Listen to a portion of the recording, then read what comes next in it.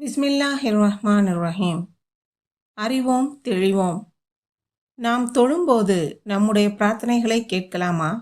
தொழுகையில் எந்தெந்த இடங்களில் பிரார்த்திக்க வேண்டும்? தொழுகையில் சஜ்தாவிலும் 2வது மற்றும் 4வது ரக்காத்தில் இருப்பில் அமரும் போதும் விரும்பிய பிரார்த்தனைகளை செய்யலாம். இந்த இடங்களில் பிரார்த்திப்பதை நபிகள் நாயகம் ஸல்லல்லாஹு அலைஹி வஸல்லம் அவர்கள் மிகவும் வற்புறுத்தி கூறியுள்ளார்கள். அடியான் அவனது இறைவனுடன் மிகவும் நெருக்கமாக இருப்பது சஜ்தாவின் போதுதான். எனவே அதில் துஆவை அதிகப்படுத்துங்கள் என்று நபிகள் நாயகம் ஸல்லல்லாஹு அலைஹி வஸல்லம் அவர்கள் கூறினார்கள். அறிவிப்பவர் அபு ஹுரைரா ரலியல்லாஹ். நூல் முஸ்லிம் 744.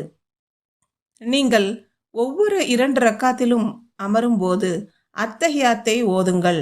பின்னர் தமக்கு விரும்பிய துஆவை தேர்வு செய்து அல்லாஹ்விடம் பிரார்த்தனை செய்யுங்கள் என்று நபிகள் நாயகம் ஸல்லல்லாஹு அலைஹி வஸல்லம் அவர்கள் கூறியுள்ளார்கள். அறிவிப்பவர் இப்னு மஸ்ஊத் ரலியல்லாஹ். நூல் நஸஈ. அஸ்ஸலாமு அலைக்கும் வரஹ்மத்துல்லாஹி வபரகாத்துஹு.